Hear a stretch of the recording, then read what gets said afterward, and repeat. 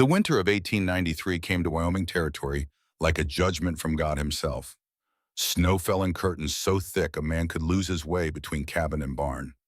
The thermometer outside Jacob Brennan's rough-hewn door read 28 degrees below zero, and that was before the wind started its cruel work. Jake woke before dawn, as he had every morning for the past 12 years since Mary died. The cabin was dark except for the dying embers in the stone fireplace. He could hear his son Daniel breathing softly in the loft above, the boy's 14-year-old body finally still after a day of hard ranch work. Jake rose from his narrow bed, his joints protesting the cold, and pulled on wool socks that Mary had knitted 15 years ago. The holes in them had been darned so many times they were more patch than original wool, but he couldn't bring himself to throw them away. He built up the fire methodically, each movement practiced from years of solitary routine. The kindling caught, then the larger logs, and soon the cabin began to warm. Through the single window, he could see nothing but darkness and swirling snow. The blizzard had been raging for 3 days now. His 40 head of cattle were huddled in the barn, eating through hay he'd laid up in the fall. Each bale represented hours of summer work, and each one consumed brought them closer to spring without reserves. The panic had taken everything else. Last June, when news came that banks across the nation were failing, Jake hadn't worried much. He kept his money in the Denver Savings and Trust, a solid institution run by respectable men. Or so he'd thought. By July, the bank had closed its doors forever. $800 gone like smoke on the wind. 15 years of careful saving, of denying himself small comforts, of planning for Daniel's future. Gone. All he had left was this land, this cabin, these cattle, and his boy. Jake pulled on his coat, the heavy sheepskin that had belonged to his father, and stepped into the cold. The wind hit him like a physical blow. He bent his head and pushed toward the barn, following a rope he'd strung between the buildings for exactly this purpose. A man could freeze to death 20 feet from safety in weather like this. Inside the barn, the cattle shifted and lowed. Their breath rose in clouds, freezing on the walls. Jake checked each animal, running his hands over their backs, feeling for sickness or injury. They were thin, all of them. Not starving yet, but winter was far from over. He forked hay into the feeding troughs, measuring carefully. Too little and they'd die. Too much and they'd run out before the snow melted. He was reaching for the water bucket when he heard it. A sound that didn't belong. Not the cattle, not the wind, not the creak of old timber settling. Something else. Jake froze, listening. There it was again. A moan. Human. He grabbed the pitchfork, the only weapon readily at hand, and moved toward the barn's far corner. In the dim light from his lantern, he saw a dark shape in the straw. A man, lying face down, snow still clinging to his coat. Jake approached carefully. The man wasn't moving, but he was breathing. Jake could see the shallow rise and fall of his back. "Mister," Jake said, "you alive?" The man stirred, tried to speak, failed. Jake set down the pitchfork and rolled him over as gently as he could. The face that looked up at him was gray with cold, the lips blue, but Jake recognized it instantly. Thomas Whitmore, president of the Denver Savings and Trust, the man who'd stolen Jake's $800. For a long moment, Jake just stared. His first impulse was to roll the man back over and walk away. Let the cold finish what it had started, justice of a sort. But he didn't. Instead, he called out, "Daniel, get down here, now!" The boy appeared at the barn door moments later, pulling his coat over his nightshirt. His eyes went wide when he saw the man on the ground. "Who was that?" "Trouble," Jake said. "Help me get him inside." They carried Whitmore between them, the man's arms draped over their shoulders, his feet dragging in the snow. By the time they got him into the cabin and laid him by the fire, Jake's back was screaming and his hands were numb. In the better light, Jake could see the wound. A bullet hole in Whitmore's left shoulder, still seeping blood. The man's fancy city coat was stiff with frozen blood, and his hands were so badly frostbitten that Jake doubted he'd keep all his fingers. Daniel stared. "Pa, he's shot." "I can see that. Should I fetch Dr. Morrison?" "In this storm, Morrison's 10 miles away. This man would be dead before you made it halfway there." Jake pulled off Whitmore's coat and shirt, exposing the wound. "Heat some water. Get the needle and thread. And Daniel, yes, Pa? Not a word of this to anyone, understand? The boy nodded, his young face serious. Jake had learned basic field medicine during the war between the states. He'd been 18 when he enlisted, 19 when he dug his first bullet out of a screaming man's leg. The skills came back now, rusty but serviceable. He cleaned the wound with hot water and whiskey, probed until he found the slug, and pulled it free with forceps meant for pulling calves. Whitmore woke during the worst of it, his scream cut short as he fainted again. By the time Jake finished stitching, dawn was breaking. Gray light filtered through the window, showing a world buried in white. The storm showed no sign of letting up. Whitmore's eyes opened. They were dark with pain and fear, but there was something else there too. Urgency. "Brennan," he whispered. His voice was like dry leaves scraping over stone. "Don't talk," Jake said. "You've lost a lot of blood." "Have to. No time." Whitmore's hand clutched at Jake's sleeve with surprising strength. "My daughter, Catherine. They took her." "Who took her?" "Aldrich. Marcus Aldrich." The name came out with venom. "He's not just a banker. He's a devil. Buys children, sells them, manages brothels, anywhere someone will pay." Jake felt something cold settle in his stomach. "What's that got to do with your daughter?" "She found out. She was teaching at the orphanage he sponsors in Chicago. She saw the children disappear, saw the money change hands. She confronted him." Whitmore coughed, and blood flecked his lips. "He took her. To silence her. To sell her, I don't know which." "Where is she now?" "Wyoming somewhere. They were bringing her to Judge Hargrove. He signs the papers. Makes it all legal." Whitmore's hand released Jake's sleeve and fumbled at his coat. "My pocket. Papers. Proof." Jake searched the man's pockets and found a leather folder. Stiff with cold and blood, inside were documents, letters, a ledger. He read by the firelight, and with each line his jaw tightened. The ledger was meticulous, 63 names, children between the ages of 5 and 14. Beside each name was a purchase price and a sale price. Beside each was a destination. Colorado mines, San Francisco brothels, Boston households, New York factories. The letters were worse. Correspondence between Marcus Aldrich and Judge Samuel Hargrove, detailing the arrangement. Hargrove provided legal documents, adoption papers, labor permits, travel warrants. In exchange, he received $100 per child, plus 10% of profits. Over 5 years, they had moved 63 children. The total profit was over $400,000, and Catherine Whitmore was meant to be number 64. Jake looked up from the papers to find Whitmore watching him with desperate eyes. "I came for her," Whitmore said. "Followed Aldrich's man, Wade Garrett, 3 days behind them. Yesterday I caught up. There was a fight. Garrett had 3 men with him. I killed 2, wounded 1, but Garrett shot me. I got away, but I don't know if Catherine did." "Where?" 3 miles east, by the ravine where Blacktail Creek runs." "Please." Whitmore gripped Jake's wrist again. "I know what I did to you. The bank, your money. I'm sorry. I was weak. I was desperate. But Catherine is innocent. She's just a girl trying to do right. Please, Brennan, find her, save her." Jake looked at the dying man, at the papers in his hands, at his son, standing wide-eyed by the fire. He thought of his $800 gone forever. He thought of Mary, dead these 12 years, who would have helped this man without a moment's hesitation. He thought of Catherine Whitmore, 24 years old according to the ledger, marked for sale to a San Francisco brothel at $2,000. "I'll find her," Jake said. Thomas Whitmore's eyes closed. A small smile touched his blue lips. "Thank you," he breathed. "Tell Catherine I loved her. Tell her I tried. Tell her yourself when you're stronger." But Whitmore didn't respond. His breathing had gone shallow and irregular.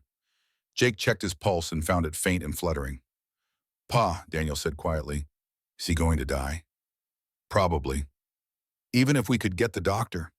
Even then, he's lost too much blood. Frostbite set in, his body shutting down." "That's not fair." Jake looked at his son, 14 years old, on the edge of manhood, trying to understand a world that made no sense. "No," he agreed. "It's not." Thomas Whitmore died an hour later, never waking again. Jake and Daniel wrapped his body in a blanket and carried it to the barn. The ground was frozen too hard for burying. The body would keep until spring. "What are we going to do, Pa?" Daniel asked as they walked back to the cabin through snow that now fell soft and steady, the blizzard finally easing. "I'm going to find his daughter." "But the storm." "Storm's breaking. By afternoon, I'll be able to ride." "Then I'm coming with you." Jake stopped and looked at his boy. Tall for his age, shoulders beginning to broaden with hard work, but still a boy for all that. "It's going to be dangerous." "I know, and there are men out there who kill for money." "I know that too, Pa." "Why do you want to come?" Daniel met his father's eyes. "Because you taught me that Brennans don't abandon people in need, and because if something happened to you and I wasn't there to help, I couldn't live with myself." Jake felt something swell in his chest. Pride, maybe, or fear, or love. "Get the horses ready," he said. "We leave in an hour." By noon, the storm had blown itself out. The sky remained gray and heavy, but the snow had stopped and the wind had died. Jake and Daniel rode east on their two best horses, Wyatt and Shadow, following the faint trail Thomas Whitmore had left the day before. It had been mostly covered by new snow, but Jake had learned tracking in the war. He could read the subtle signs, a depression here, a broken twig there, the way snow drifted differently around a disturbance. 3 miles took them 2 hours in the deep snow. The horses struggled, their breath coming in great white clouds. Jake's face went numb despite the wool scarf wrapped across it. They found the ravine at Blacktail Creek just as Thomas Whitmore had described, and they found the bodies. 4 men lay dead in the snow. The blood had frozen in pools around them, bright red against white. 3 had been shot cleanly.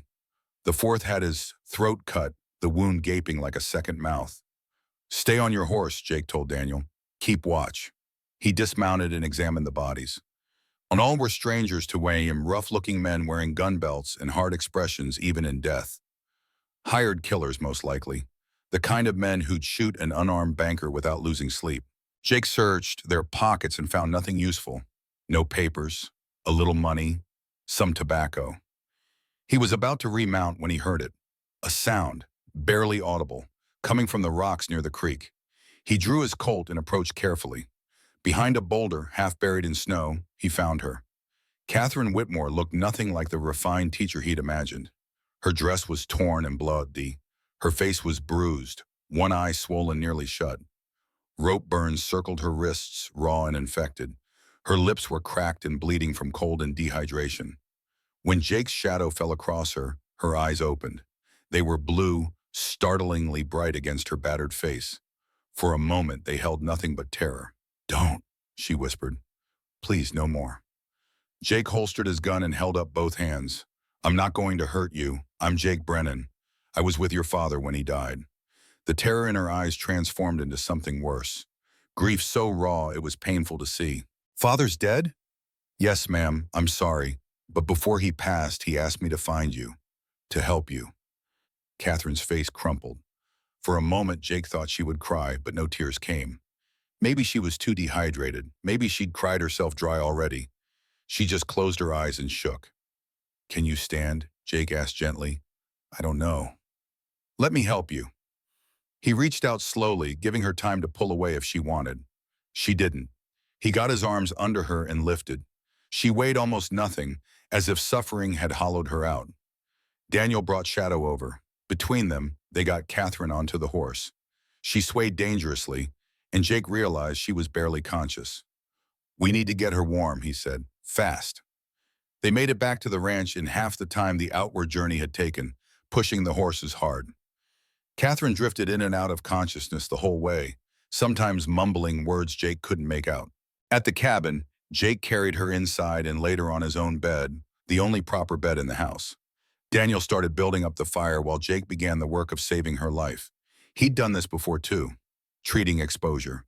The first rule was warming slowly, too fast, and the body went into shock. He removed her wet clothes, trying not to look too closely at the bruises and cuts that covered her body. Some were fresh, some were weeks old. Evidence of prolonged abuse. Rage, cold and familiar, stirred in Jake's chest. He'd felt it last during the war, When he'd seen what some men were capable of doing to the helpless, he tamped it down. Anger didn't help now. Only steady hands and knowledge did. He wrapped Catherine in dry blankets and positioned her near the fire, but not too close. Heated water and broth, cleaned and bandaged her wounds, treated the rope burns with salve. The whole time Daniel watched and helped, learning without being told that this was important knowledge. How to save a life. It was evening before Catherine truly woke, her eyes open, clear now, and focused on Jake's face. Where am I? My ranch. You're safe. Father? I buried him this morning. I'm sorry. This time the tears came, silent and steady. Jake let her cry, keeping his distance. When the tears finally stopped, she spoke again. Why did you help me? You don't know me. Your father asked me to. But why did you say yes? He cost you money. The bank failure. Jake was surprised she knew. That was his doing, not yours. Most men wouldn't see it that way. I'm not most men. Catherine studied him for a long moment. No, she said softly, I don't think you are. Over the next 2 days, as Catherine slowly regained her strength, the full story emerged. She told it in pieces, between long silences and bouts of exhausted sleep. She'd been a teacher at the Chicago Orphan Asylum, a large institution funded by several wealthy benefactors, including Marcus Aldrich. It was considered one of the finest such facilities in the city, clean, well-run. Children were regularly placed with good families through a formal adoption process, or so everyone believed. Catherine had noticed discrepancies. Children who were supposed to have been adopted to families in Illinois somehow ended up in Colorado. Letters from adoptive families that didn't match the handwriting in the facility's records. Money changing hands in amounts that didn't align with standard adoption fees. She'd started investigating quietly, checking records, following paper trails. What she found horrified her. Marcus Aldrich wasn't running an orphanage. He was running a market. Children came to the asylum from desperate parents, from the streets, from other institutions that couldn't afford to keep them. Aldrich would clean them up, teach them basic skills, and then sell them to the highest bidder. He called it specialized placement services. The paperwork all looked legitimate. Adoption certificates, labor contracts, travel permits, all of it signed by Judge Samuel Hargrove of Wyoming Territory. Catherine had confronted Aldrich with her evidence. He'd smiled and offered her money to keep quiet. When she refused, he'd had her arrested on false charges. Then before she could speak to authorities, he'd had her drugged and transported west. The plan had been to deliver her to Judge Hargrove, who would arrange her sale to a brothel in San Francisco. The opium they'd been giving her would have ensured she was compliant by the time she arrived. But Thomas Whitmore, former banker and broken man, had tried to save his daughter. He'd tracked them across half the country, finally catching up in Wyoming Territory. The gunfight at Blacktail Creek had been his last act of redemption. I remember the shooting, Catherine said, staring into the fire. I was barely conscious from the drugs, but I heard it. Father's voice shouting, then Wade's voice, then shots, so many shots. Wade Garrett, Jake said, the man who was taking you to Hargrove. Yes, he's a monster. Aldrich's right hand. He enjoys hurting people. He's still out there? Catherine nodded. I stabbed one of the guards when they were fighting Father. Took his knife and ran. I heard Wade shouting, but I just kept running. I don't know if he followed or if he assumed I'd die in the cold. He might come looking. He will come looking. I'm evidence of Aldrich's crimes and Wade doesn't leave loose ends. Jake was silent for a moment, thinking. Then he stood and went to the shelf where he kept Thomas Whitmore's papers. He brought them back and spread them out on the table. Then we have work to do, he said. Catherine pulled herself out of bed, moving slowly, painfully. She joined him at the table and began to read.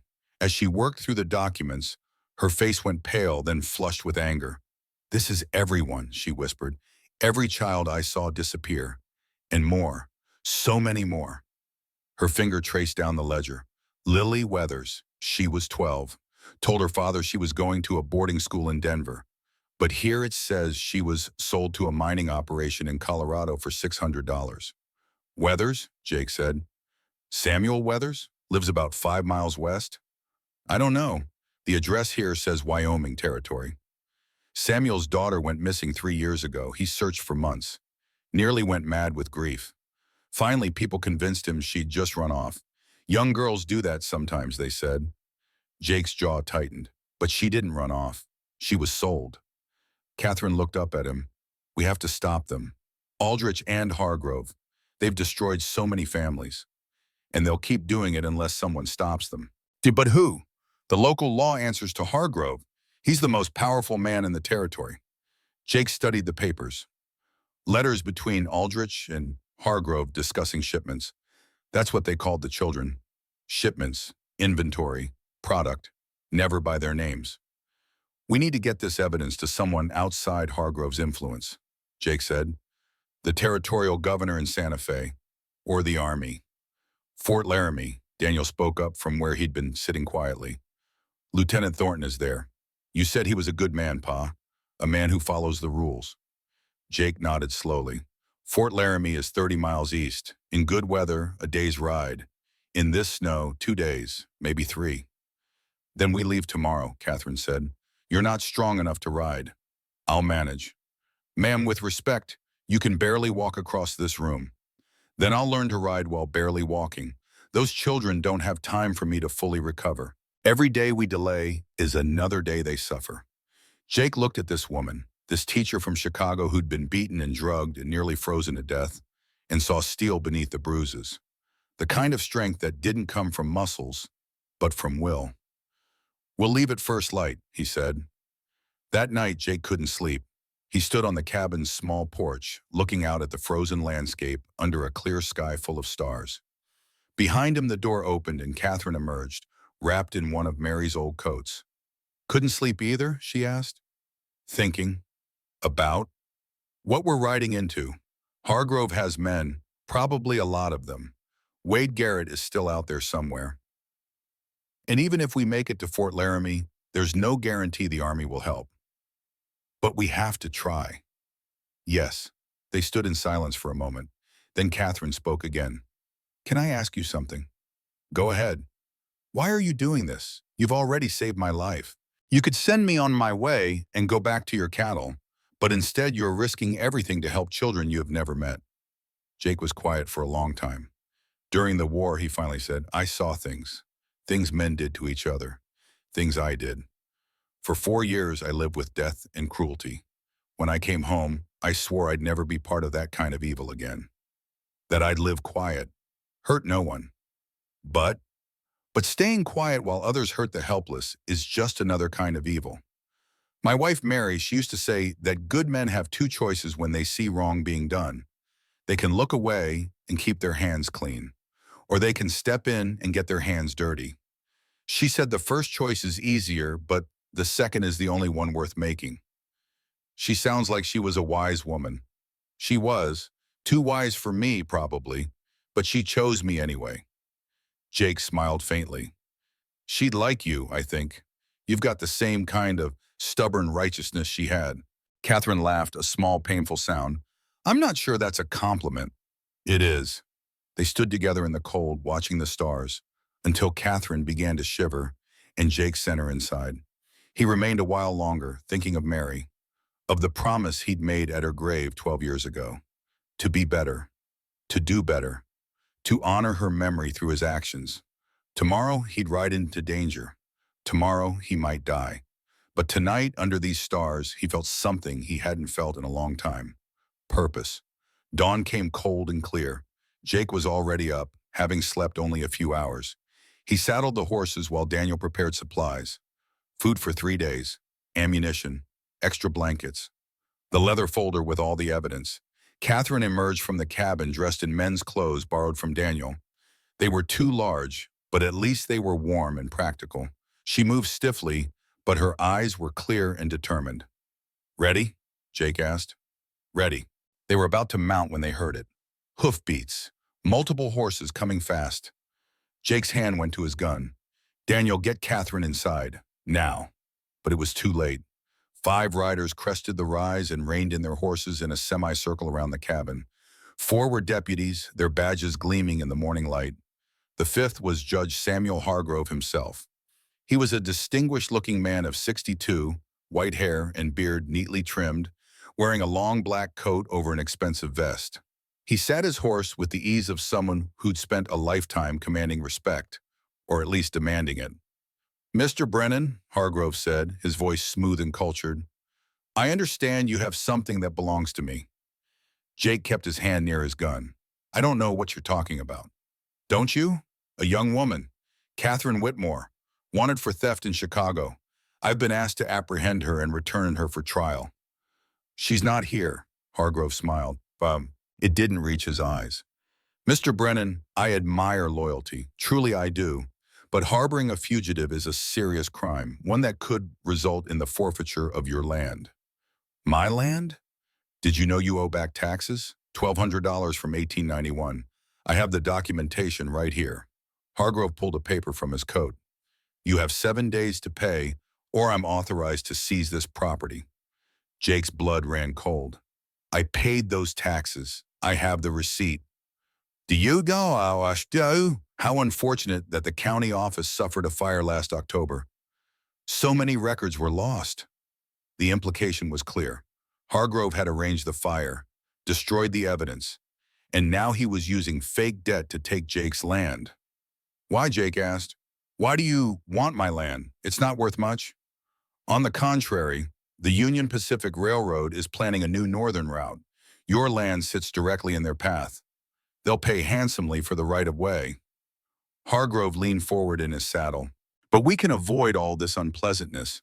Give me the woman, and I'll forget about the taxes. You keep your land. Everyone wins. Except Catherine Whitmore. She's a criminal and a liar. Whatever she's told you is fabrication." "Is it?" Jake kept his voice level. "Tell me, Judge, do you know a man named Marcus Aldrich?" Something flickered in Hargrove's eyes, just for a moment. Then it was gone, replaced by smooth confidence. "I know many people, Mr. Brennan. I'm a judge, but I don't see how that's relevant. And 63 children who've gone missing over the last 5 years? Also not relevant?" Now Hargrove's face hardened. "I don't know what you think you know, but I'd be very careful about making accusations against a territorial judge. Slander is also a crime. Not slander if it's true." For a long moment, nobody moved. The only sound was the wind and the shifting of horses. Then Hargrove straightened. "7 days, Mr. Brennan. Pay the taxes or lose your land. And if I find you're harboring that woman, I'll arrest you as an accomplice to her crimes." He turned his horse. "Let's go, boys." The deputies followed him, but one looked back, his face troubled. Jake recognized him. Young Charlie Morrison, the doctor's son, a decent kid who'd taken the deputy job because there wasn't much other work in these parts. When they were gone, Catherine emerged from the cabin where she'd been listening. "He knows," she said. "He knows we have the evidence." "Yes." "He'll come back with more men." "Yes." "So what do we do?" Jake looked at his son, then at Catherine, then at the land that had been his whole life for the past 12 years. The land Hargrove would take from him whether he cooperated or not. The land that suddenly seemed less important than the truth written in those documents. "We ride for Fort Laramie," he said. "Right now, before Hargrove can organize a pursuit. It's our only chance." "What about the cattle?" Daniel asked. "No. Samuel Weathers will look after them. I'll stop by his place on the way and explain." Jake began tightening his horse's saddle. "Pack only what we absolutely need. We're going to ride hard." 20 minutes later, they were ready. Jake took one last look at his cabin, wondering if he'd ever see it again. Then he swung into the saddle. They rode hard through snow that was now 4 feet deep in places, the horses struggling but game. Jake led them on a path that wound through the hills, avoiding the main trail where Hargrove's men might patrol. They'd gone maybe 5 miles when Jake smelled smoke. He reined in, holding up a hand for silence. The smoke was faint but distinct. Wood smoke, and something else. Something that made his gut clench. They found the source in a narrow ravine. A barn, old and abandoned, with smoke rising from gaps in the roof. And outside, 2 men standing guard. Jake recognized one of them immediately. Wade Garrett. Even at a distance, the man was distinctive. Tall and lean, with burn scars covering the left side of his face. He wore 2 guns and carried himself with the easy confidence of someone who had killed often and lost no sleep over it. Jake held up a hand, signaling Daniel and Catherine to stay back. He dismounted and crept closer, using the trees for cover. He got within 50 yards before he heard the sounds from inside the barn. Someone screaming. A man's voice hoarse with pain. And then he heard Wade Garrett speak, his voice carrying clearly in the cold air. "I'll ask again. Where did Catherine Whitmore go?" The scream that followed made Jake's blood freeze. Someone else was in that barn. Someone Wade was torturing for information. Jake crept closer until he could see through a gap in the barn wall. Inside, a man was tied to a support post. His face was bloody, his body bent at wrong angles. Jake didn't recognize him, but the terror in the man's eyes was universal. "I don't know," the man sobbed. "I told you, I don't know. She ran during the fight. I never saw where she went." "You were supposed to be watching her," Wade said calmly. He held a knife, the blade red. "Mr. Aldrich doesn't like it when his property goes missing." "She's not property. She's a person." Wade's fist lashed out, casual and brutal. The man's head snapped back. "Wrong answer," Wade said. Jake had seen enough. He moved back to where Catherine and Daniel waited.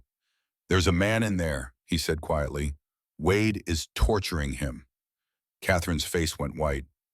"For information about me?" "Yes. We have to help him. There are 2 armed men out front. More might be inside. We're outnumbered."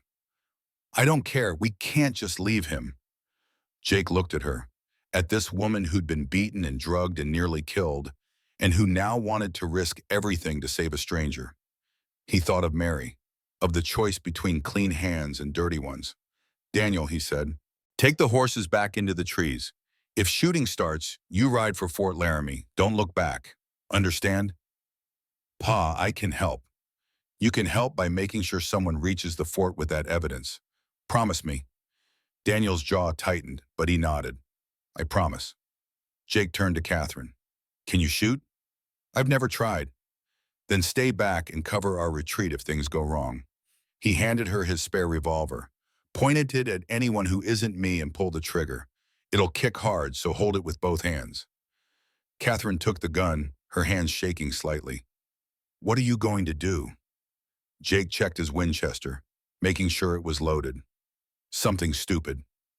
He waited until Wade and the other guard were both looking away, focused on something inside the barn. Then he stepped out from the trees and called out, "Wade Garrett!" Both men spun. Wade's hand went to his gun, but he didn't draw, not yet. "Who the hell are you, Wade?" "Name's Jake Brennan. I believe you're looking for Catherine Whitmore." Wade's scarred face twisted into something that might have been a smile. "Is that so? And what would you know about that?" "I know she's not here. I know you're wasting your time torturing that man. And I know Judge Hargrove is going to be disappointed when you show up empty-handed." "Maybe. Or maybe you're going to tell me where she is. Or maybe you're going to let that man go and ride out of here while you still can." Now Wade did smile. It was a terrible thing to see. "You threatening me, old man?" Jake didn't answer. He just waited. For a moment, everything was still. The wind had died. The world held its breath. Then Wade moved, his hand flashing to his gun. But Jake had been waiting for it. His Winchester came up and fired in one smooth motion. The shot took Wade's guard in the chest, dropping him instantly. Wade got his gun clear, but Jake was already diving behind a water trough. Wade's shot kicked up splinters beside his head. Jake rolled, came up, fired again. Wade ducked back into the barn. "You're dead, Brennan!" Wade shouted. "You hear me? Dead!" Jake didn't waste breath answering. He ran for the barn's side door, staying low. Another shot from Wade missed him by inches. He hit the door hard, smashing it open. Inside, he saw the tortured man tied to the post, eyes wide with terror and hope. Jake shot the ropes binding him, 2 quick shots that severed them. "Run!" Jake shouted. The man didn't need to be told twice. He stumbled toward the door, bleeding and broken, but moving. Wade appeared from behind a pile of hay, gun raised. Jake fired first. Wade jerked back, hit in the shoulder, but he didn't drop his weapon. He fired back, the bullet passing so close to Jake's head that he felt the heat of it. Jake dove behind a support post as Wade kept firing. Each shot deliberate and aimed. This wasn't a lucky gunman. This was a professional. Jake counted the shots. 5, 6. Wade would have to reload soon. He waited. The barn went silent. Then he heard it. The distinct click of a revolver cylinder opening. Jake moved. He came around the post, Winchester up, and found Wade frantically trying to reload with one hand while his wounded shoulder bled. Their eyes met. "Don't," Jake said. Wade's hand kept moving toward his gun belt where spare rounds waited. Jake pulled the trigger. The shot echoed in the enclosed space. Wade went down, clutching his side, his gun falling from nerveless fingers. He looked up at Jake with shock and hatred. "Should have stayed out of it, cowboy," Wade gasped. "Now they'll never stop hunting you." "Let them come." Wade laughed, blood bubbling at his lips. "You don't know what you're up against. Aldrich has money, power, friends in high places. He'll destroy you. Take everything. He can try. And the girl, they'll get her eventually. Take her to San Francisco. Make her work until she breaks. Until she forgets she was ever anything but property." Jake knelt beside the dying man. "No," he said quietly. "They won't, because I'm going to stop them." Wade's laugh turned into a cough. "You? One broken down cowboy and a scared girl? And a federal judge, in the army, and every newspaper that'll print the truth." Jake stood. "Your boss made a mistake. He went after the innocent, and that's something that can't be ignored." Wade's eyes were already glazing over. "You'll die," he whispered. "Just like me." "Maybe, but not today." Jake walked out of the barn to find Catherine and Daniel working together. They'd laid Peter on the ground and were fashioning something from pine branches and Jake's spare rope. "What are you doing?" Jake asked. "Making a travois," Daniel said. "Like you taught me, for injured animals. Peter can't sit a horse with those ribs." Jake looked at his son with pride. The boy had remembered. He joined them, using his knife to trim branches and secure the buffalo hide from his saddlebag across the frame. Within 10 minutes, they had a serviceable sled that could be pulled behind Daniel's horse. They lifted Peter onto it as gently as possible. He groaned but didn't scream. "Thank you," Peter whispered. "God, thank you. Thought I'd have to walk." "You're not walking anywhere for a while," Martha said, appearing with medical supplies. She'd been checking on the other freed prisoner. "That rib could puncture a lung if you're not careful." "Is Wade?" Catherine asked. "Dead." She nodded, her face pale but determined. "Good." The man they'd rescued looked at Jake with tears streaming down his battered face. "Thank you. God, thank you. I thought I was dead for sure." "What's your name?" Jake asked. Peter Collins. I was one of Wade's men. But when I saw what he did to those kids, I couldn't. I tried to help one of them escape, and Wade found out." "Where are the children now?" "Chicago, Aldrich's house in the cellar. There's maybe 10 of them there now, waiting to be sold." Peter wiped blood from his face. "Please, you have to help them. They're so scared." Jake looked at the documents in his saddlebag, at Catherine, at Daniel, at the choice Mary had talked about so many years ago. Clean hands or dirty ones. "We will," he promised. "I swear it." They rode from that place as the sun climbed higher, leaving Wade Garrett's body to the cold. Behind them, smoke still rose from the barn. Ahead, Fort Laramie waited, and with it, the beginning of justice. The ride to Fort Laramie took 2 days through snow that seemed determined to bury the world. Jake led them by paths he'd learned during the war, routes that avoided main trails where Hargrove's deputies might patrol. Peter Collins lay in the travois pulled behind Daniel's horse, wrapped in blankets against the cold. The sled runners hissed through the snow, a steady sound that marked their progress. Peter drifted in and out of consciousness, the laudanum Martha had given him keeping the worst of the pain at bay. Catherine held up better than Jake had expected, though he could see the pain in every movement she made. They camped the first night in a cave Jake knew, one he'd used years ago when hunting took him far from home. He built a small fire deep inside where the smoke would dissipate before reaching the entrance. Peter tried to eat the jerky Jake offered, but chewing hurt his broken jaw. Jake soaked the hardtack in warm water until it was soft enough to swallow. Peter managed a few bites before exhaustion claimed him again. "How long did Wade have you?" Jake asked. 3 days. Feels like 3 years. Peter touched his broken face gingerly. He was good at it. The hurting. knew exactly how much pain a man could take before he passed out. Then he'd wait for me to wake up and start again. Catherine looked away, her jaw tight. She knew that kind of pain. You said you tried to help one of the children escape, Jake said. Which one? Little girl, maybe 8 years old. Red hair, Irish, I think. She'd been there 2 months, learning to speak proper English, learning to curtsy and say yes, ma'am, and no, sir. Aldrich was going to sell her to a family in Boston. Said she'd be a perfect little servant. What was her name? Rose Murphy. Peter's voice cracked. She was so small, so scared. When I saw her crying in that cellar, something just broke in me. I thought about my own daughter. She died of fever when she was 6. Same red hair, same little face. So you tried to help her run? Tried, got her out of the house, got her to the rail station. But Wade found us before the train came. He put Rose back in the cellar and started working on me. Wanted to know if I'd told anyone about Aldrich's operation. Wanted to know where I'd planned to take the girl. What did you tell him? Nothing. I didn't tell him nothing. Peter's voice was fierce. He could break my bones, but he couldn't make me help him hurt that little girl. Jake studied the man by firelight. Rough-looking, scarred from a hard life. But there was something decent in his eyes. Something Wade Garrett's torture hadn't managed to destroy. When we get to Fort Laramie, Jake said, you'll need a doctor. Then you'll need to decide if you're willing to testify against Aldrich and Hargrove. Testify? Peter laughed bitterly. Mister, I'll shout it from the rooftops. I'll tell anyone who'll listen. That bastard needs to hang. They reached Fort Laramie late the second afternoon. The military outpost sat on a windswept plain, a collection of wooden buildings surrounded by a stockade wall. The flag snapped in the wind above the gate, and Jake could see soldiers on patrol bundled against the cold. The guard at the gate challenged them, but when Jake mentioned Lieutenant Thornton, they were waved through. A private led them to the officers' quarters, a low building that at least had the virtue of being warmer than outside.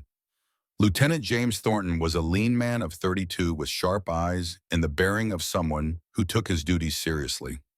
He listened to their story without interruption, his face growing darker with each revelation. When Jake laid out the documents on his desk, Thornton read them with the careful attention of a man who understood their importance. This is extraordinary, he said finally. 63 children, $400,000. And you say Judge Hargrove is directly involved? His signature is on half those documents, Jake said. Adoption papers, labor permits, travel warrants, all fake. And you have a witness who can testify to seeing children held at Aldrich's house in Chicago? 2 witnesses. Jake gestured to Peter and Catherine, plus the ledger itself, names, dates, amounts, everything. Thornton leaned back in his chair, thinking. The problem is jurisdiction. I can't just arrest a territorial judge. He's a civilian authority. The Army can't intervene in civil matters without orders from the territorial governor. Then we go to the governor. Santa Fe is 200 miles south. In this weather, it's a week's journey. Maybe more. We don't have a week, Catherine said. Her voice was quiet but firm. There are children in Aldrich's cellar right now. Every day when we delay is another day they suffer. I understand, ma'am, but my hands are tied by regulations. Unless Hargrove commits a crime against federal property or interferes with federal operations, I have no authority to act. What if he's coming here? Daniel spoke up from where he'd been sitting quietly. What if he brings men to stop us from talking to you? Thornton's eyes sharpened. Has he threatened to do that? He came to our ranch 2 days ago, Jake said. Told me I owed back taxes I'd already paid.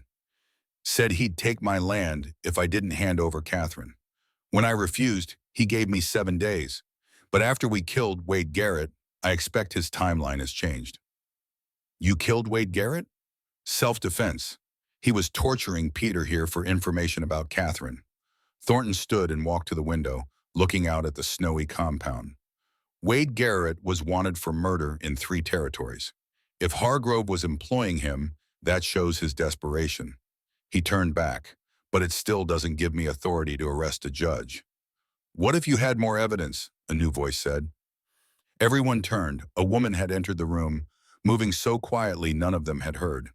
She was perhaps 55, with steel gray hair and intelligent eyes behind wire-rimmed spectacles.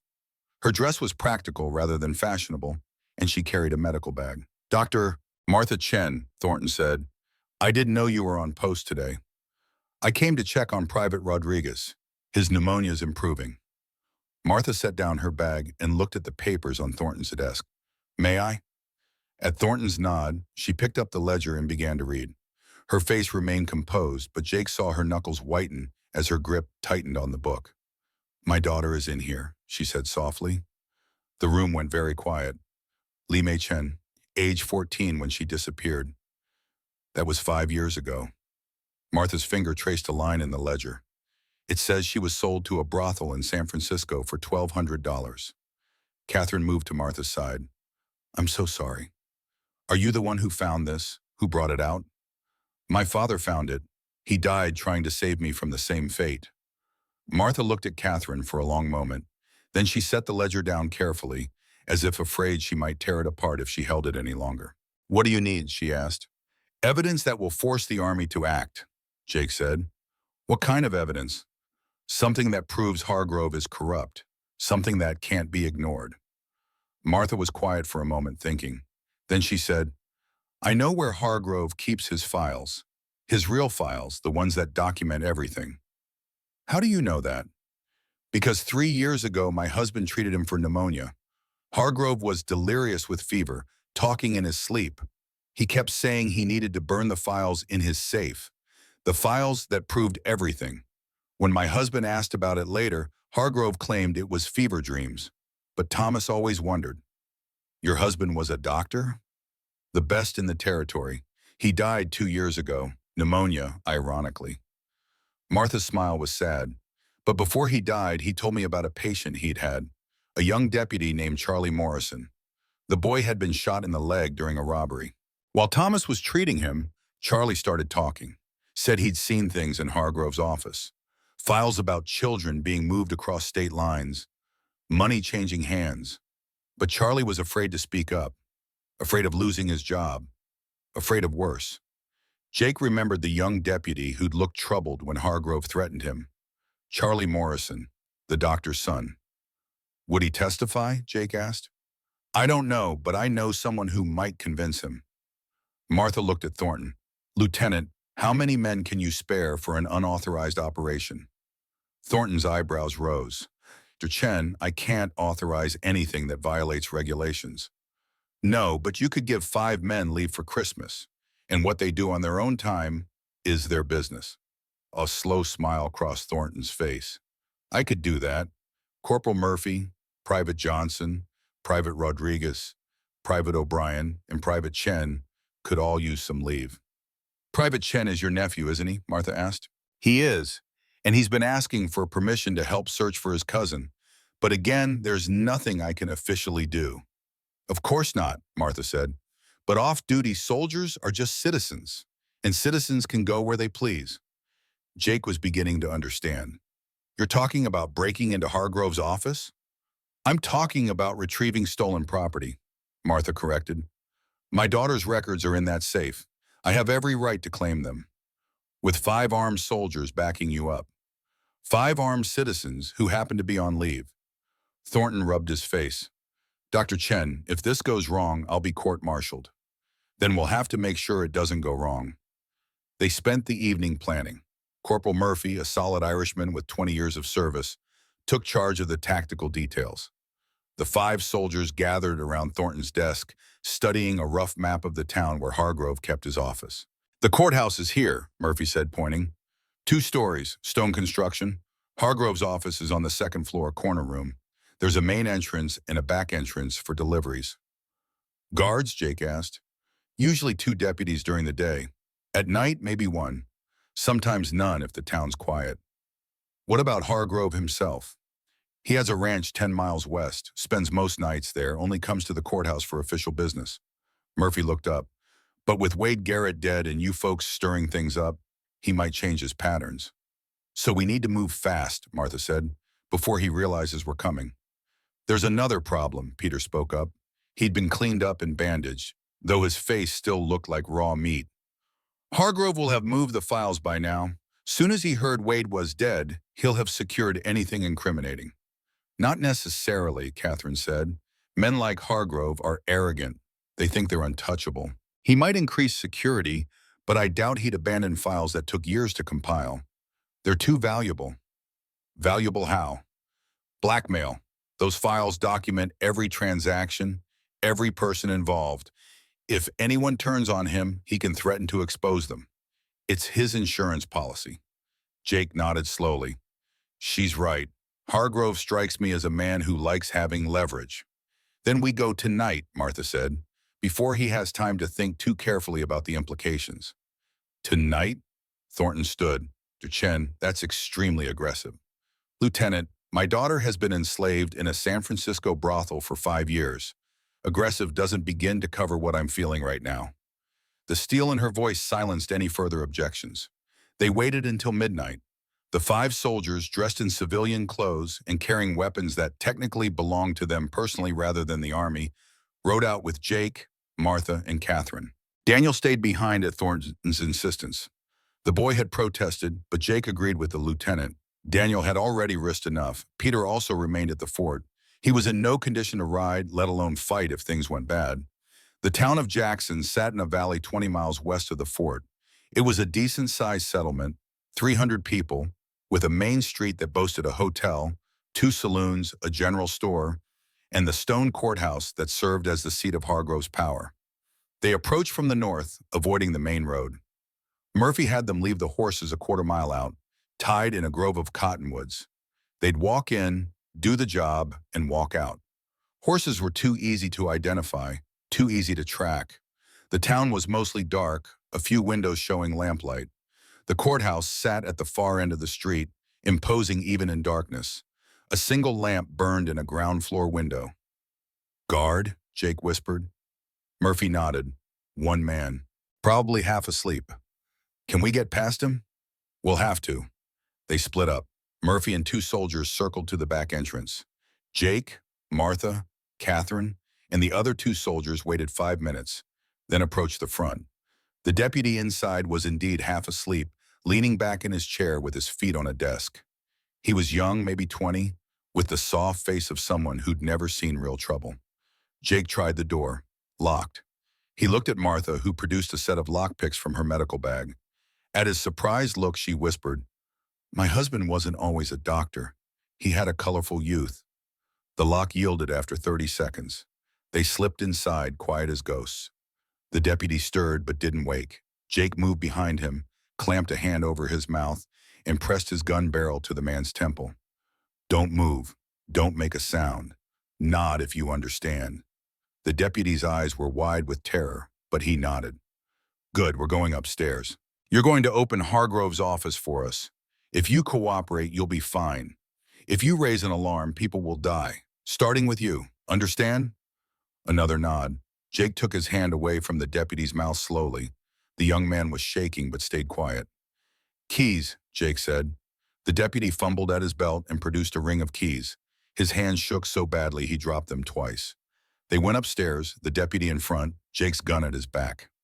Murphy and his men appeared from the back stairs, and they converged on Hargrove's office door.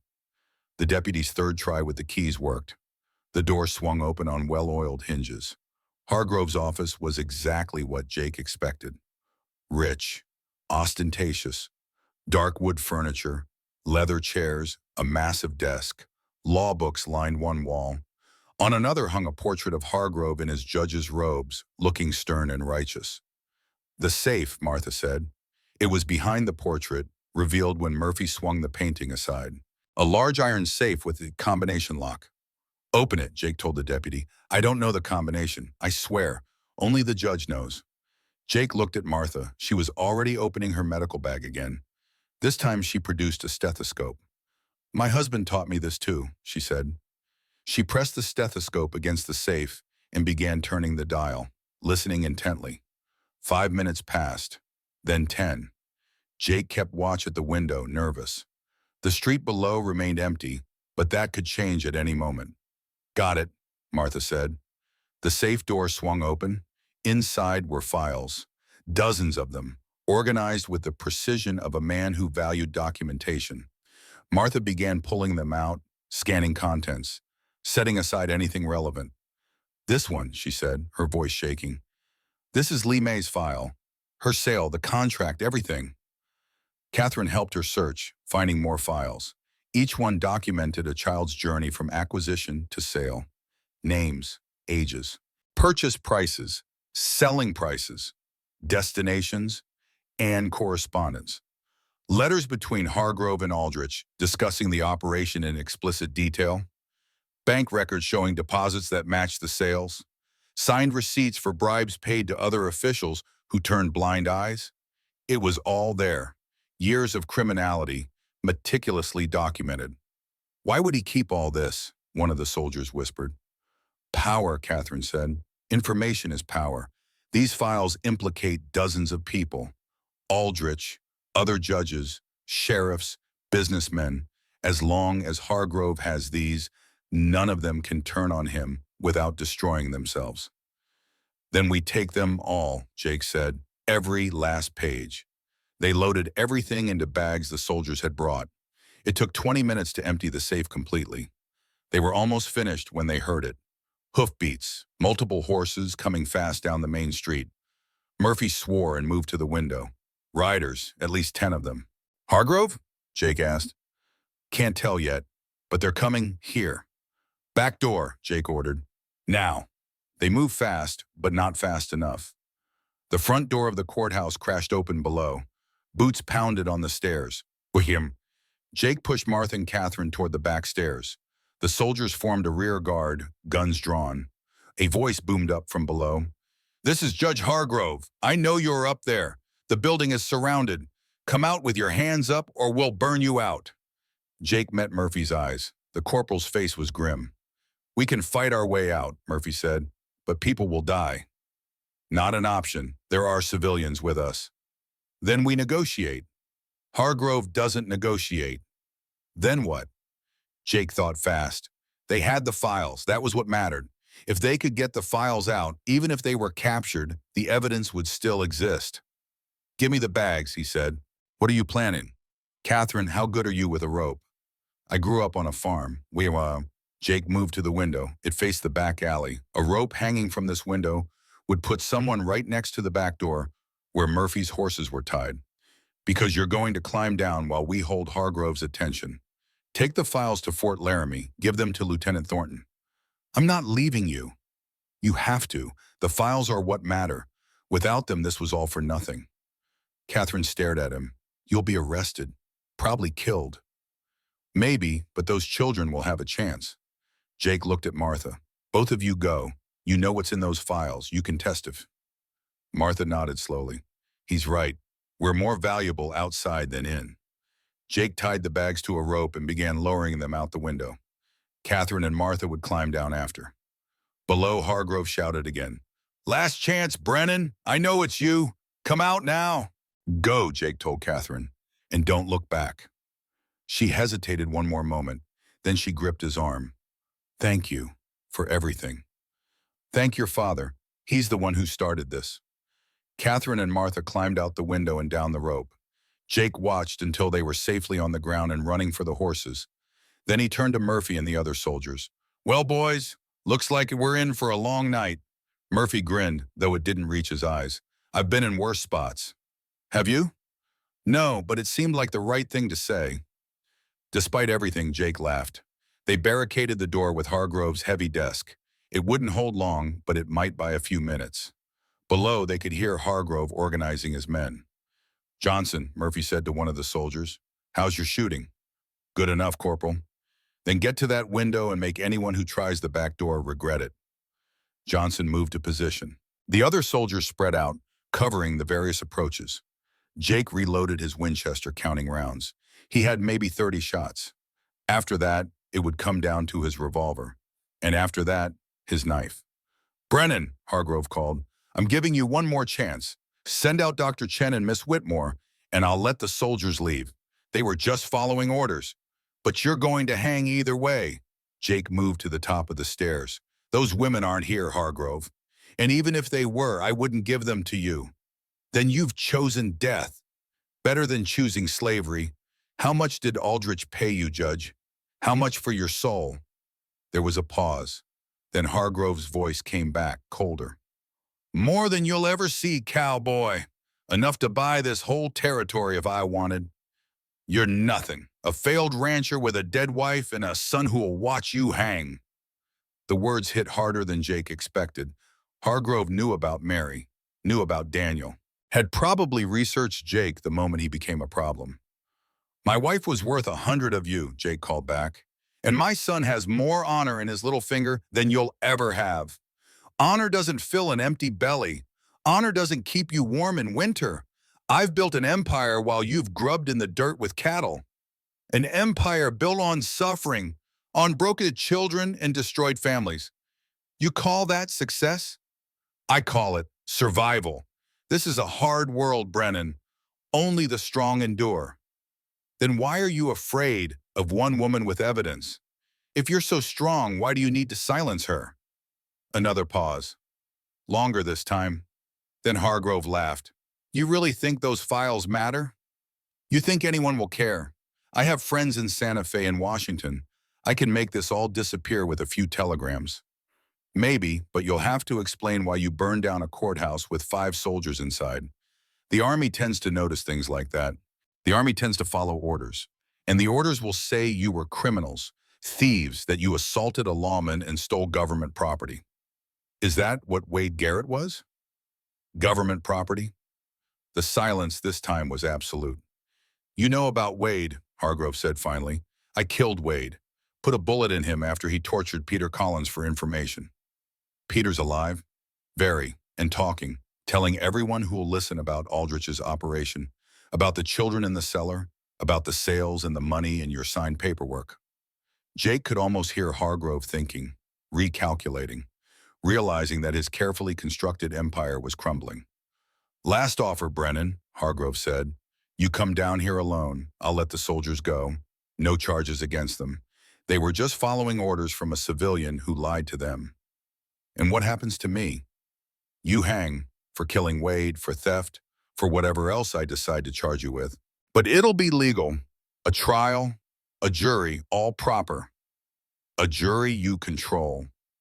Of course. Jake looked at Murphy. The corporal shook his head firmly. We don't abandon people, Murphy said quietly. It's not the Army way. This isn't your fight. The hell it isn't.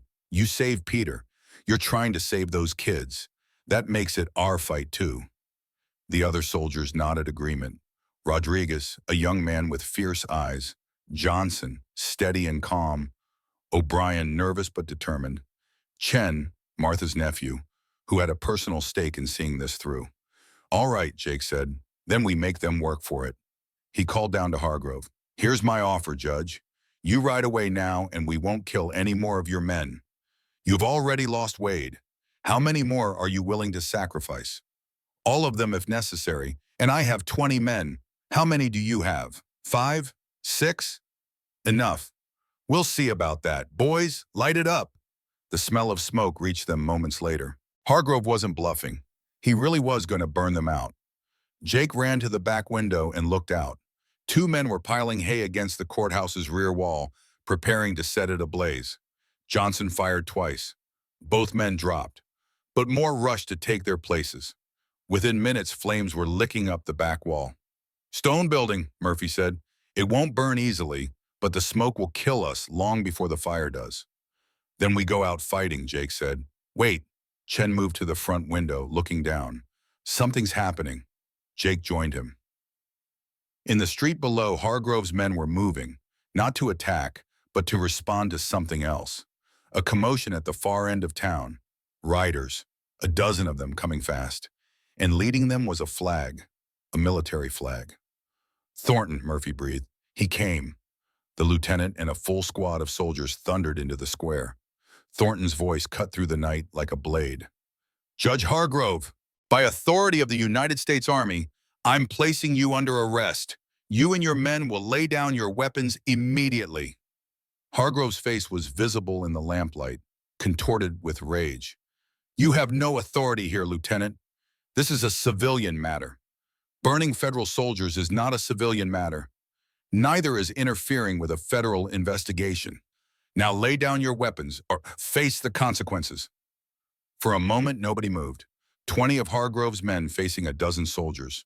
The math wasn't in the army's favor, but then one of Hargrove's deputies, the young one Jake had held at gunpoint earlier, dropped his rifle and raised his hands.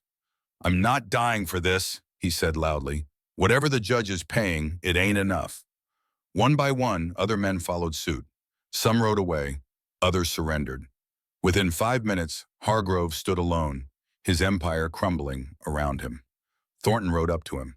"Judge Samuel Hargrove, you're under arrest for conspiracy to commit human trafficking, accepting bribes, falsifying legal documents, and attempted murder of federal soldiers. Do you have anything to say?" Hargrove's face had gone gray. He looked up at the courthouse window where Jake stood watching. "This isn't over, Brennan," he shouted. "Aldrich will never let this stand. He'll come for you, for your son, for everyone you care about." "Let him come," Jake called back. "I'll be waiting." Thornton's men took Hargrove into custody. The fire at the back of the courthouse was quickly extinguished, and Jake and the soldiers walked out into the cold night air. Free men. Lieutenant Thornton was waiting.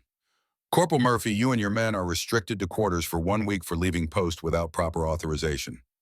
"Yes, sir," Murphy said with a grin.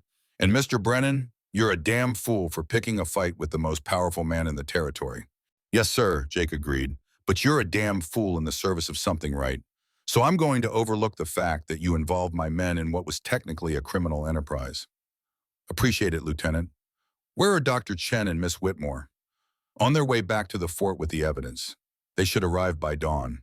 Thornton nodded. "Then we have work to do. Judge Hargrove is going to face a military tribunal for his crimes against federal interests, and I intend to make sure the verdict is just." Jake looked at the courthouse, at the smoke still rising from its back wall, at the captured deputies being rounded up by soldiers. One battle won, but the war wasn't over. Marcus Aldrich still sat in his Chicago mansion, still held children in his cellar, still believed he was untouchable. That, Jake thought, was going to change. He climbed onto his horse and turned toward Fort Laramie, toward Daniel, who would be worried sick by now, toward whatever came next. The winter night was cold and clear. Stars filled the sky like scattered diamonds. And for the first time in 12 years, Jake felt something he hadn't realized he'd been missing. Hope. The military tribunal convened on the day after Christmas. Colonel Harrison, a granite-faced veteran of 30 years' service, presided over the proceedings with the stern efficiency of a man who'd seen too much corruption to tolerate anymore. The courtroom at Fort Laramie was packed. Soldiers, townspeople, anyone who'd heard whispers of what Judge Hargrove had done. Jake sat in the front row with Daniel beside him. Catherine and Martha were called as witnesses. Peter Collins, still bandaged and limping, testified about what he'd seen in Aldrich's house. And one by one, the pieces of Hargrove's empire were laid bare for all to see. The judge himself sat in chains, his expensive suit rumpled, his face haggard. He'd aged 10 years in 2 days. When given the chance to speak in his own defense, he simply shook his head. "What's the point?" he said. "You've already decided." "The evidence decided," Colonel Harrison replied. "Your signature on 63 fraudulent documents. Your bank records showing deposits that match the sale of children. Testimony from multiple witnesses. The only question now is the severity of your sentence." "Then get on with it." Harrison's eyes were cold. "Judge Samuel Hargrove, this tribunal finds you guilty of conspiracy to commit human trafficking, accepting bribes, falsifying federal documents, and ordering the destruction of federal property with intent to kill federal soldiers. You are hereby sentenced to 40 years imprisonment at the federal penitentiary in Leavenworth, Kansas. All assets are to be seized and liquidated, with proceeds going to compensate the families of your victims. This court is adjourned." The gavel fell like a thunderclap. Hargrove was led away without another word. Jake watched him go and felt nothing. No satisfaction, no anger. Just a hollow certainty that one monster was caged, but another still prowled free.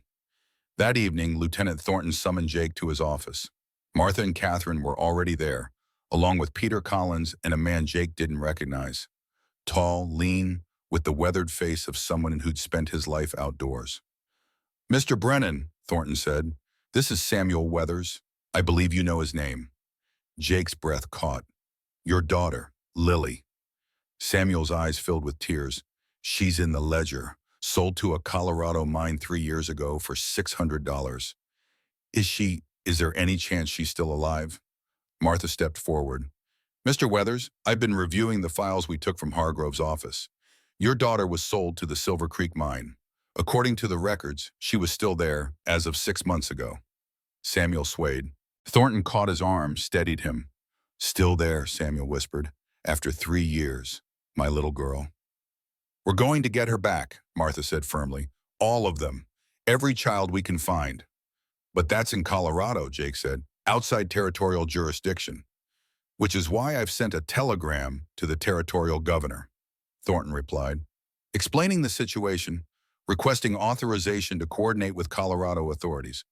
But that's going to take time, paperwork, politics. And while we wait, those children suffer, Catherine said.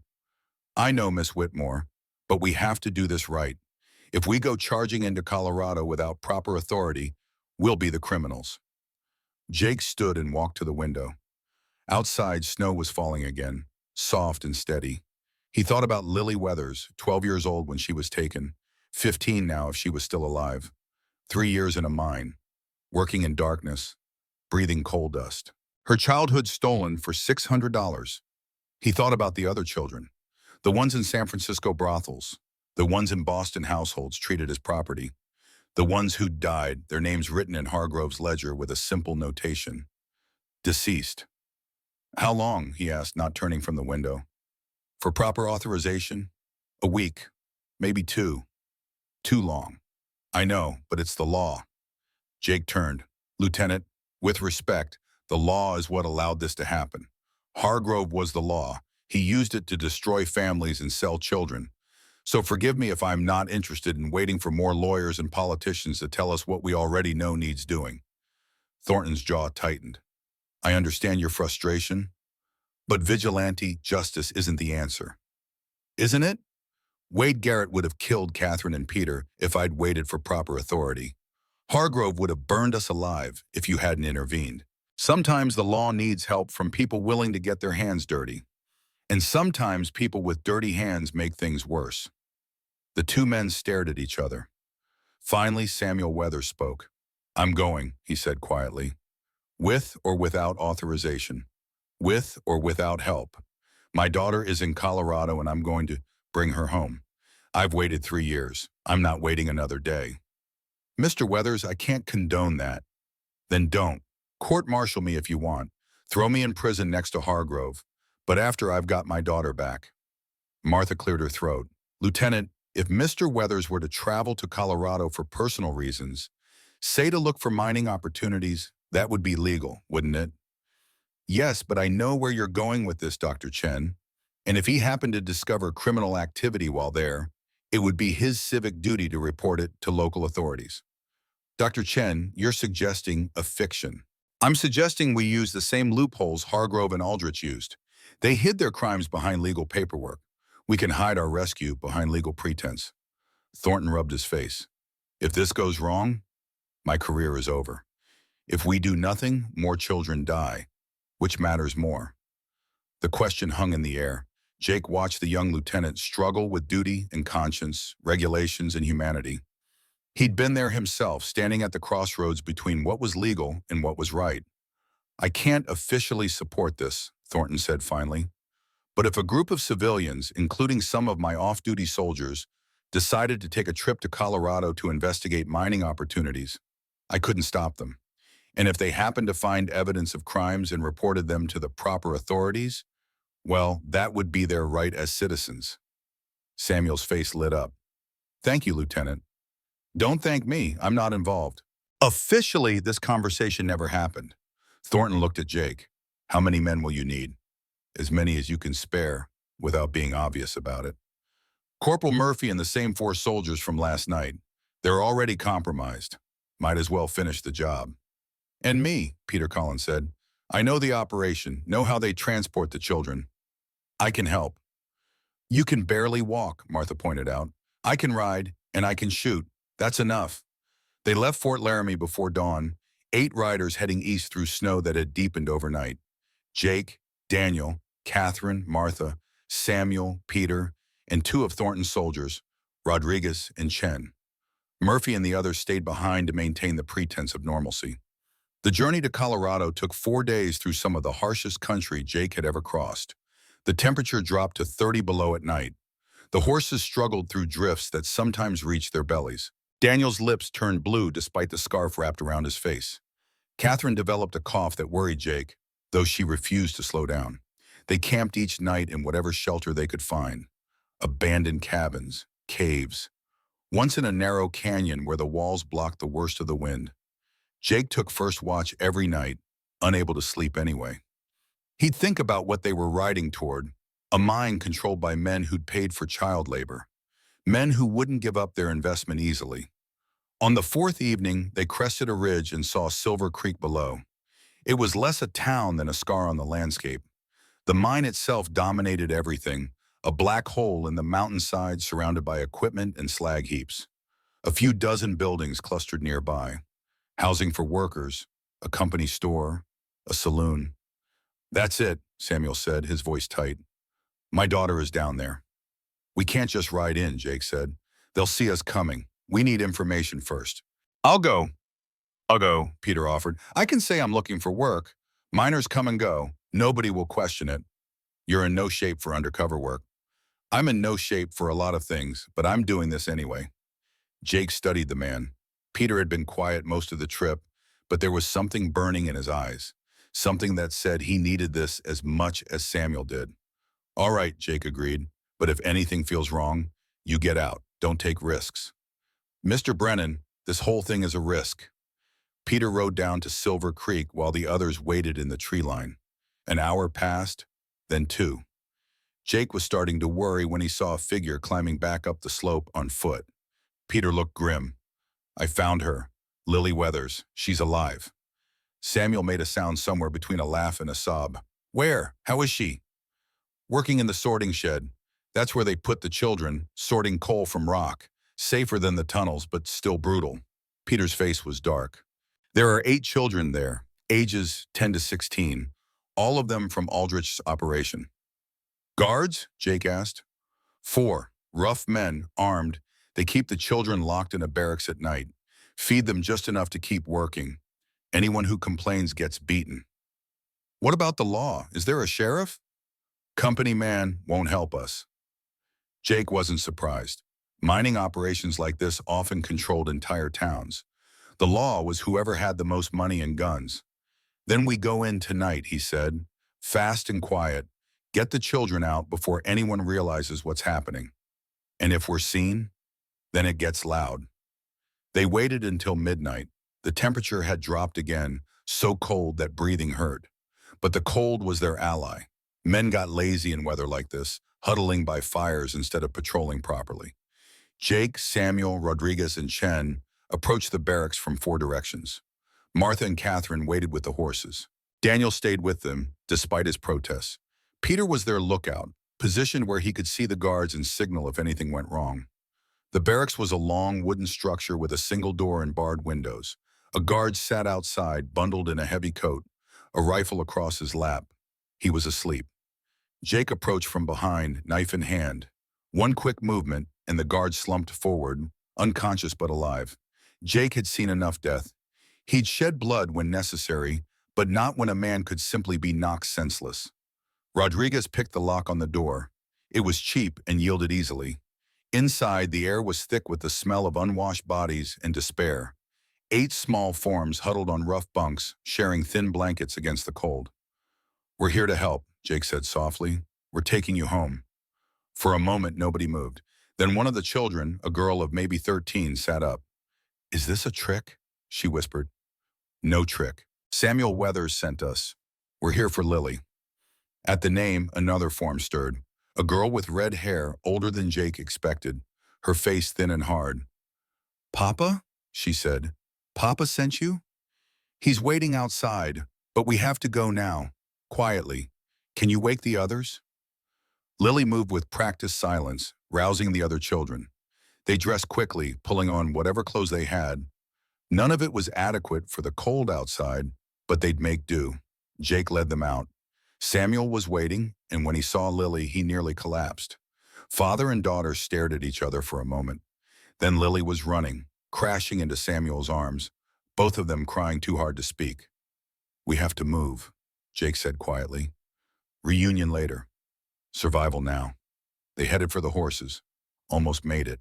Then someone shouted. A guard had found his unconscious friend. Bells began to ring. Lights appeared in windows. Men poured out of buildings, some half-dressed, all armed. "Run!" Jake shouted. The children ran. Martha and Catherine helped them onto horses, doubling up, tripling up in some cases. Rodriguez and Chen laid down covering fire, forcing the guards to take cover. But more men were coming. Dozens of them. Miners loyal to the company, either through wages or fear. "Go," Jake told Martha. "Get them out of here." "What about you? I'll hold them off. Just go." Martha hesitated 1 second. Then she kicked her horse and led the children away into the darkness. Jake, Samuel, Rodriguez, Chen, and Peter formed a line. 5 men against 50. The math was terrible, but the alternative was letting those children be recaptured. "Gentlemen," Jake said, checking his Winchester, "it's been an honor." "Likewise, Mr. Brennan," Rodriguez replied.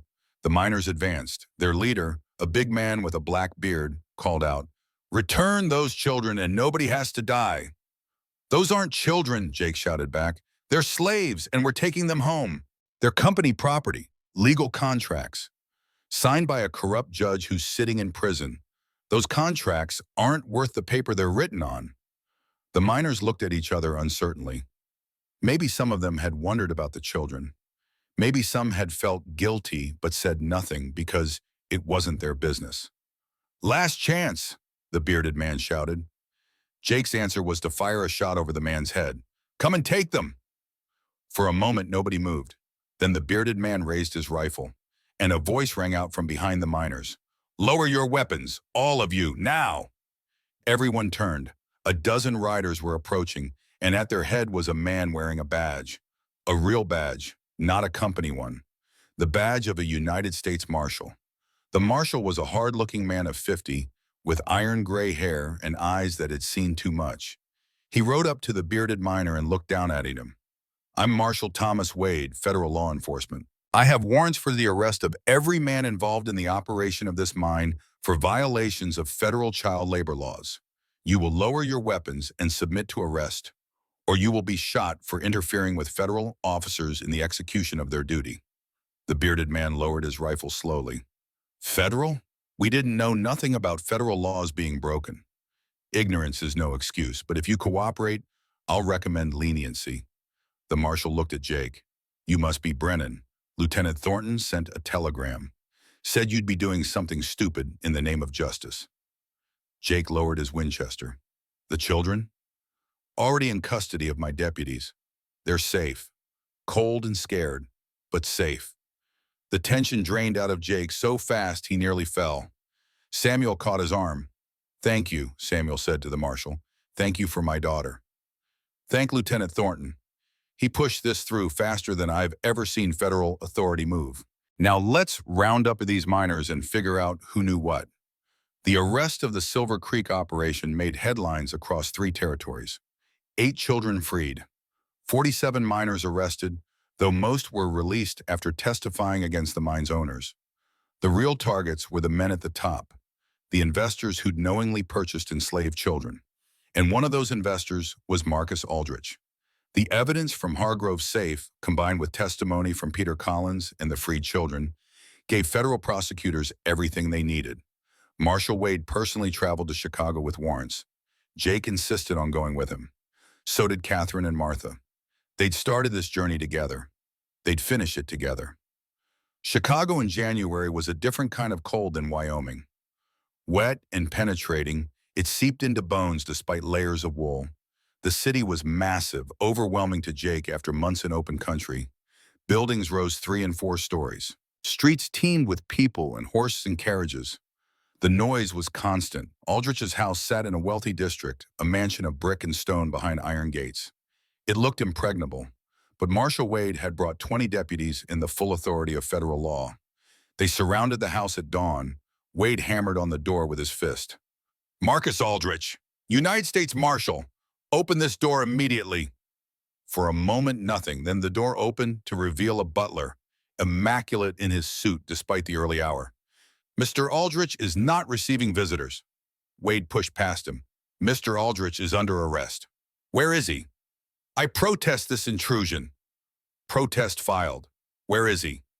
Jake followed Wade inside, Catherine and Martha close behind. The house was as lavish as Jake had imagined. Marble floors, crystal chandeliers, paintings that probably cost more than his entire ranch. They found Aldrich in his study, calmly drinking coffee and reading the newspaper. He looked up as they entered, showing no surprise. Marshal Wade, I presume. I've been expecting you.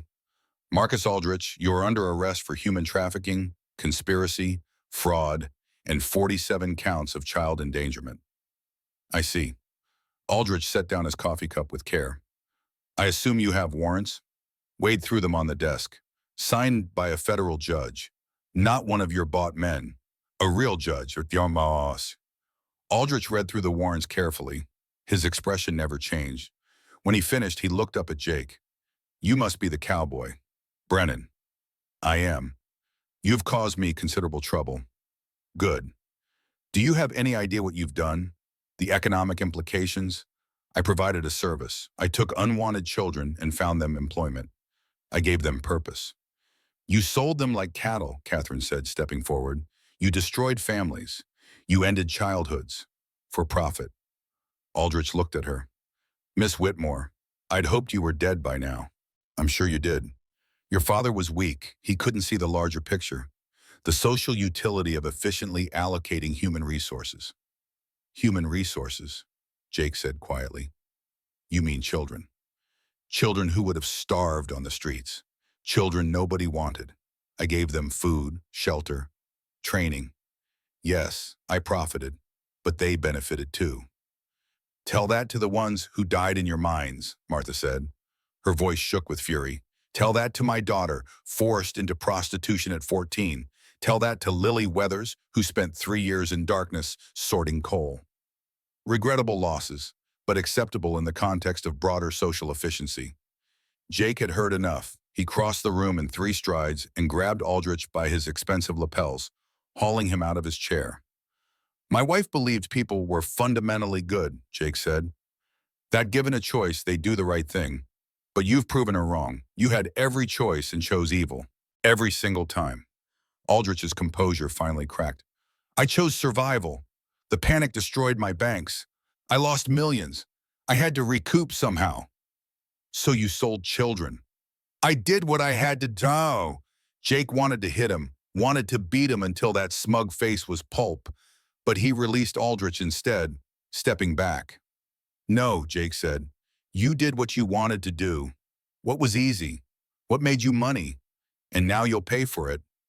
Wade's deputies took Aldrich into custody. As they led him away, he looked back at Jake. I have lawyers. The best money can buy. I'll be free in 6 months. Maybe, Jake said, but those children will still be free too. And they'll testify, and newspapers will print their stories. And you'll never be able to walk down a street without people knowing what you are. Something flickered in Aldrich's eyes. For the first time, Jake saw fear there. After Aldrich was gone, they searched the house. In the cellar, they found 10 more children.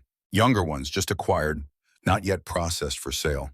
They huddled in corners, terrified of the strangers who'd burst into their prison. Catherine went to them, kneeling down, speaking softly. It's over. You're safe now. We're taking you home. One little girl, maybe 7, looked at her with ancient eyes. Are you an angel? Catherine's face crumpled. No, sweetie, just a teacher. But I promise you, you're never going back in the dark. They brought all 10 children out into the light. Most were from Chicago, children of immigrants or the desperately poor. Marshal Wade arranged for them to be returned to their families where possible. The others would go to a proper orphanage, one with oversight and regulations. The trial took 3 months. Jake stayed in Chicago for all of it, living in a cheap boarding house and attending every session. He watched as prosecutors laid out the evidence.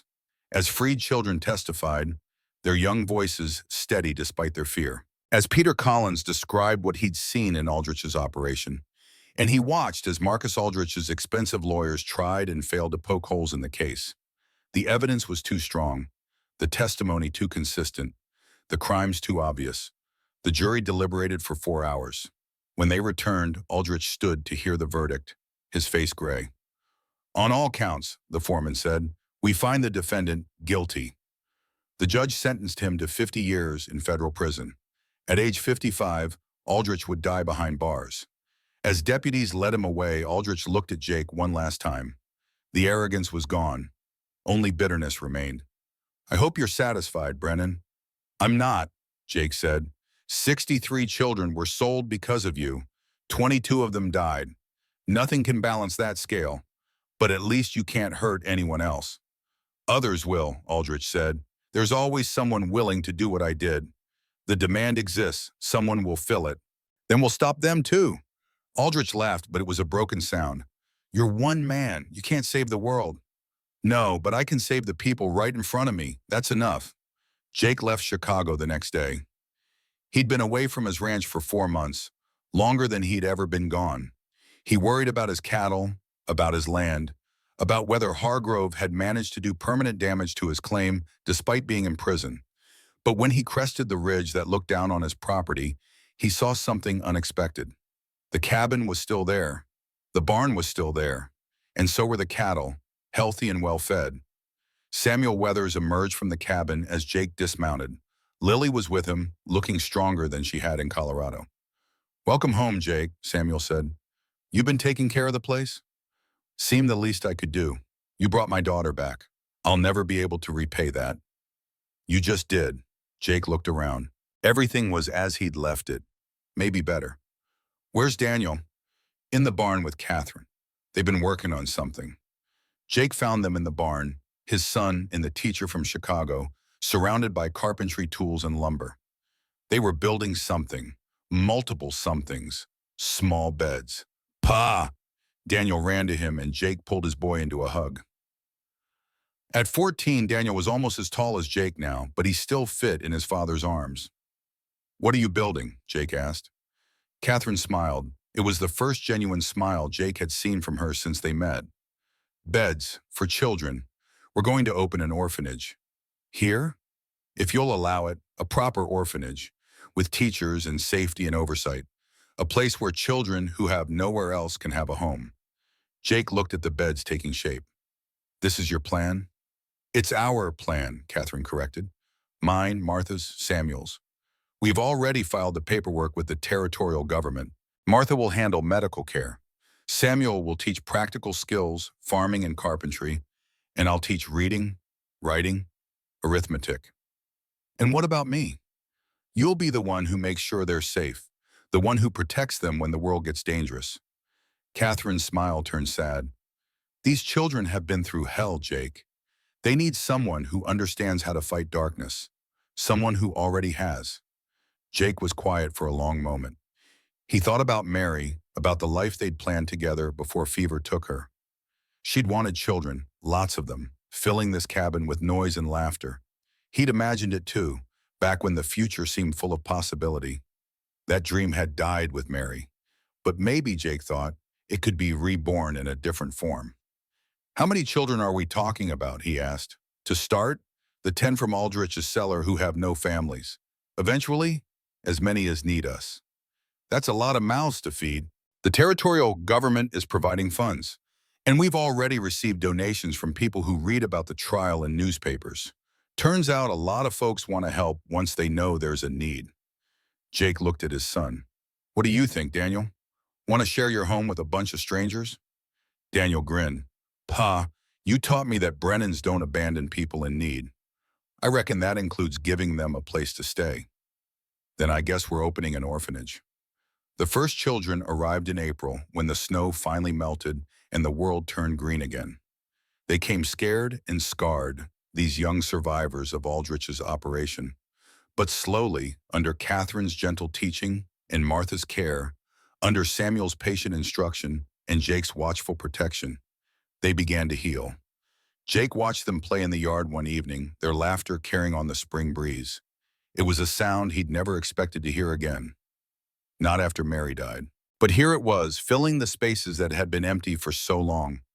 Daniel came to stand beside him. You miss her, don't you, Ma? Every day. Do you think she'd approve of all this? Jake thought about Mary, about her fierce belief in doing right even when it was hard, about her insistence that good people had a duty to act, not just to abstain from evil. Yes, he said finally. Think she'd be proud. Me too. They stood together in comfortable silence, father and son, watching the children play, watching hope take root in a soil that had known too much sorrow. A year later, Catherine and Jake were married in the small church at Fort Laramie. It wasn't a romance born of passion, but of shared purpose and mutual respect. They'd walk through fire together and come out stronger. That seemed like a good foundation for whatever came next. The orphanage thrived. Word spread about the ranch in Wyoming where damaged children could find safety. More came, some stayed. Some healed enough to return to families. Some aged out and went into the world carrying skills and values they'd learned at what everyone started calling the Brennan Ranch School. Martha found Lee May in San Francisco, though it took private detectives and a year of searching. Her daughter was alive but broken. She came back to Wyoming and slowly, painfully, began to rebuild herself. Eventually, she started teaching the younger children, finding purpose in protecting others from what she'd endured. Samuel Weathers and Lily became permanent fixtures at the ranch. Samuel taught the boys carpentry and farming. Lily, despite everything, had a gift for gentleness with the youngest children. She understood their fears because she'd lived them. Peter Collins stayed too, healing in body and spirit. He became the ranch's foreman, managing the cattle and horses. On quiet nights, he'd tell the older children about his own daughter, the one who died, and about Rose Murphy, the girl he tried to save. He never knew what happened to Rome, but he made sure every child at the ranch knew her name. Jake continued ranching, but it became secondary to the school. He taught the older boys to ride and shoot and survive in harsh country. But more importantly, he taught them about choices, about standing up when it was easier to look away, about fighting for people who couldn't fight for themselves. The winter of 1894 came hard and cold, but the ranch was ready. The cabin had been expanded, the barn converted partly to dormitories. They had supplies and wood and enough hands to share the work. On Christmas Eve, as snow fell soft and heavy, Jake stood on the porch and looked out at his domain. Smoke rose from 3 chimneys. Inside, 22 children were warm and fed and safe. Catherine was reading them a story. Martha was checking on a boy with a fever. Samuel was repairing a broken chair, while Lily taught 3 girls how to knit. It was chaotic and loud, and nothing like the quiet life Jake had planned. It was perfect. Daniel joined him on the porch, now 15 and already taking on a man's responsibilities. Pa, Catherine says dinner's ready. Be right there. Pa, can I ask you something? Always. Do you ever regret it, helping Miss Whitmore that day? Everything that came after?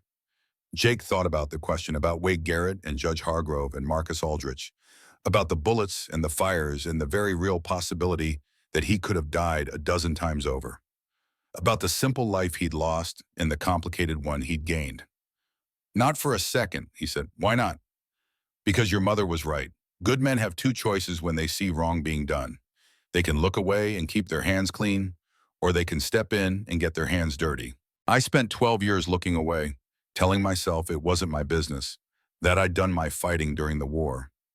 But that was just fear dressed up as wisdom. What made you stop being afraid? Jake smiled. I never stopped being afraid. I just decided that some things are worth being afraid for. Those children inside, they're worth it. You're worth it. And the man I want to be, the man your mother believed I could be, that man doesn't let fear stop him from doing right. Daniel nodded slowly, processing this. I want to be like that too. You already are. You rode into danger for strangers. You stood by me when you could have run. That takes courage most men never find. You think Ma would be proud of us? Jake looked at his son, at the good man he was becoming, at the values taking root. I know she would be. They went inside together. The children gathered around the table, a rowdy mix of ages and backgrounds united by shared trauma and newfound safety. Jake said a simple grace, thanking God for food and shelter and second chances. After dinner, as the children played games and told stories, Jake found Catherine in the kitchen washing dishes. He picked up a towel and started drying. "Are you happy?" he asked. Catherine was quiet for a moment. "I'm not sure happiness is the word. Content, maybe. Purposeful. I wake up every morning knowing I'm exactly where I'm supposed to be. That's more than most people get. Your father would be proud of you." "I hope so. He died trying to do right. I'd like to think I'm honoring that." "You are. Every child you teach, every life you help rebuild, that's his legacy continuing." Catherine smiled, but tears gathered in her eyes. "I miss him. Even knowing he'd lost his way, knowing he'd done wrong with the bank, I miss him. He found his way back at the end. That counts for something." "Does it? He still stole money from good people like you. And then he gave his life trying to save you. Trying to stop Aldrich. A bad man doesn't do that. A man who's made mistakes and wants to make them right does that." They finished the dishes in comfortable silence. Outside, the snow continued falling, blanketing the world in white. Inside, the children's laughter echoed off wooden walls. That night, after everyone was asleep, Jake walked out to the small cemetery he'd established behind the barn. Two graves sat there. The first was Mary's, marked by a simple headstone Jake had carved himself 15 years ago. The second was Thomas Whitmore's, brought from its temporary resting place and given proper burial. Jake knelt in the snow between them. "Mary," he said softly, "I know I haven't talked to you in a while. Been busy. But I wanted you to know that I finally understand what you meant. About choices, about getting your hands dirty. I spent so long trying to stay clean, trying to live quiet, that I forgot the point is to live well, to matter." The wind stirred the trees. It might have been his imagination, but Jake felt something like approval in that cold breeze. "And Mr. Whitmore," Jake continued, "I hope you're at peace. Your daughter is safe. She's thriving. She's helping other children find safety too. You did that. Your last act, the thing you died for, it mattered. It changed everything." He stayed there a while longer, remembering. Then he stood and walked back to the cabin, to the life he was building from the ashes of the old one. Spring came eventually, as it always did. The snow melted, grass grew, the cattle had calves. The children planted a garden under Samuel's instruction, learning to coax life from Wyoming soil. New children arrived, a boy from Denver whose parents had died of cholera, two sisters from a burned-out homestead, an infant found abandoned at the Fort Laramie gate, left with a note that simply said, "Please." The ranch stretched to accommodate them all.